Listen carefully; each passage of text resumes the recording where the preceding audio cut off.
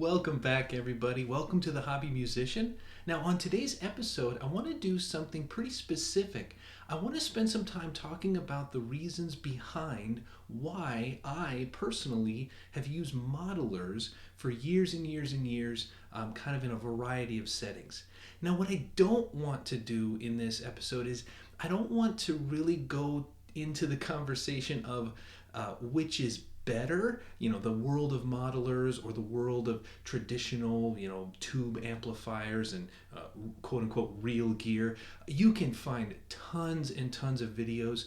There are some very good discussions. You can find a lot of interesting viewpoints and perspectives. There's also a lot of less than intelligent opinions out there. But for this video, I just want to focus on some of the primary reasons why I have had such good luck using modelers and how the features of a lot of different products can actually work with some of the realities that you might face as a hobby musician.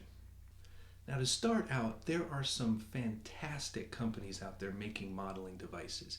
Now, I'm going to include profilers in with this discussion on modelers. So if there's any Kemper fans out there, yes, I'm going to bundle you in there because a profiler like a Kemper just takes a digital snapshot of a real amplifier on a real day and stores it. And then later you can go to a different place and load that back up, and then you have the tone again. So that's still a digital recreation of an amplifier. Now, in a lot of other products, they wouldn't necessarily claim that it's the digital exact replication of an amplifier, but modelers and emulators will build and design tones that very much sound like certain types of amplifiers that you can then tweak and control to get just right. So I mentioned Kemper, but there are so many companies out there making quality products. There's Moore, who just released some new floorboard models. Boss makes some fantastic versions and levels of modeler units that you can have on the floor. And I've used Line 6 products, and currently I have the Helix, but I started years and years ago, and the very first modeler that I ever had an experience on was the original red kidney bean from Line 6, the pod. Now, these types of products, regardless of where you get them or which company you go with, these products definitely give you some areas where they can help if you're a hobby musician. So we'll kind of cover those right now. So the first thing that I want to cover is I kind of see that there could potentially be two very broad groups of hobby musicians that might be looking for gear that would suit their needs. Now, in one group, I'm kind of seeing there are the people who really know that one thing they want to do. Maybe you just want to play folk music, and so you're in a folk band and you go to folk festivals. And if you're in that category, you may have very specific equipment or gear needs, and once you got those things, you're pretty much set. Now, in the other camp, and I fall into this camp, I think that there are a lot of hobby musicians who might be interested in a variety of things. Maybe you don't have your one thing. You want to play some classic rock, you want to play some country, you want to play some jazz. You might want to be able to have a little versatility in what you accomplish. And one of the problems with that can often be certain types of gear might drive you down one direction. Like a certain amp has a tone, and if that works great for one genre of music, that's great. If it doesn't work for another, then you're kind of stuck. Now, modelers, I have seen and I believe can really serve both of these groups of people. So one area where modelers really help the hobby musician is in the area of practice. There's no way around it. No matter what genre you're interested in or how long you've been doing this, at some point you gotta practice. And you can run into some difficulty. If you have a real for sure amplifier and you wanna just go to town, you're gonna crank that thing up. You may run into a situation where you're angering the neighbors or upsetting other people around you just because of the volume.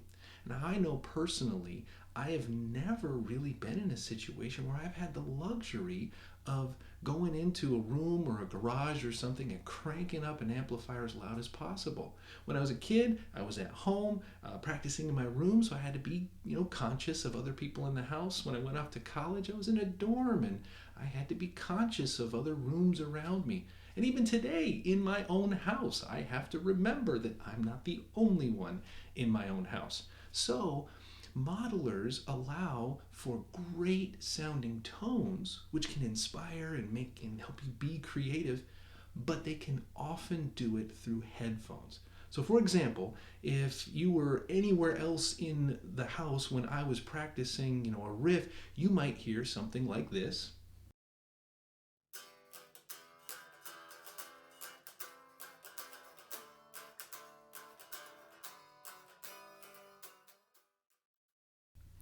And then, if you were in my own head, you would hear what it really sounds like to me, and it would sound a little closer to this.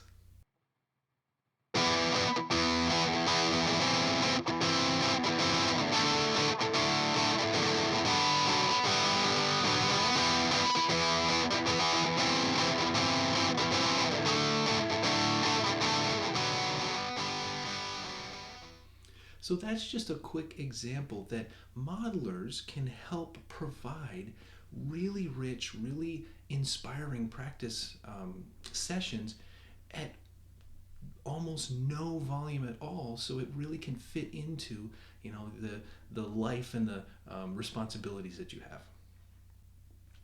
The second thing that modelers can really offer a hobby musician is versatility.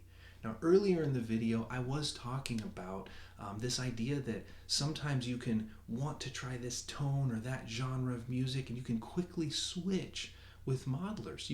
They're nothing more than digital files that you can create and save and recall. So, for example, if I'm feeling like I just want a clean, crystally type of a tone, I can pull one up in a couple of minutes like this.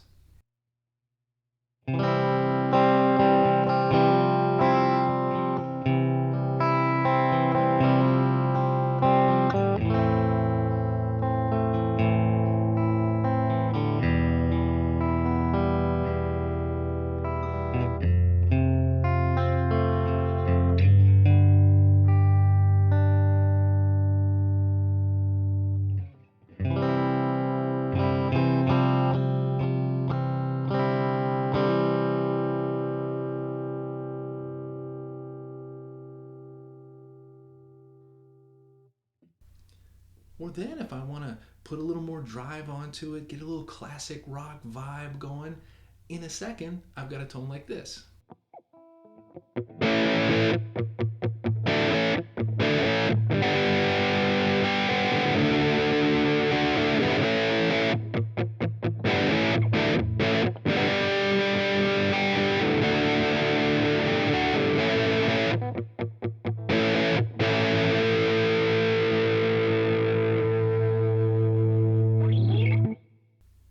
Now, if I want to just get real ambient and go kind of crazy with some stuff, I can easily do that too, just like this.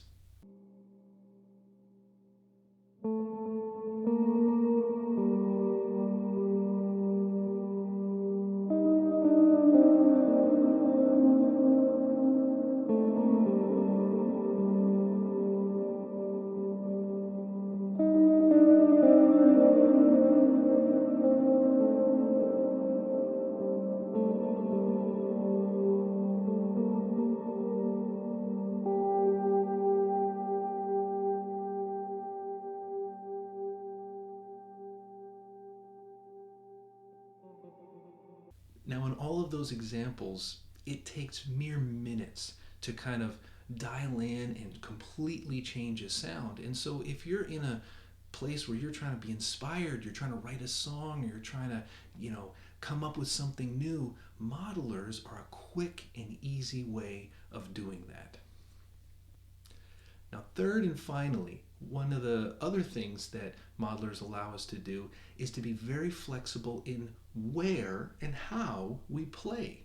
For example, when I take my unit out and I gig, it has all of the ins and outs that no matter if I turn up to a small little pub and they just have a little amp that I need to plug into, I can go from my modeler directly into that amp, turn up the volume, and go. But if I turn up to a much larger venue and they have a whole mixing board in the back and they have a PA system, I can take line outputs directly into their board. I can handle all of my effects, all of the EQ, everything at my feet, and then they can take that tone and project it through the entire auditorium.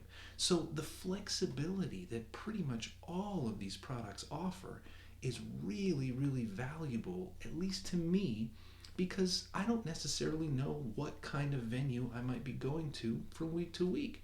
So having that flexibility is a huge, huge benefit for me. So I hope that that episode kind of helps show you guys a little bit about some of the reasons that I have gravitated towards using modelers over these, past decade or so. Well, if you have ideas or you've used modelers in this kind of way, let me know down in the comments. And hey, as always, until next time, play on, my friends. Play on.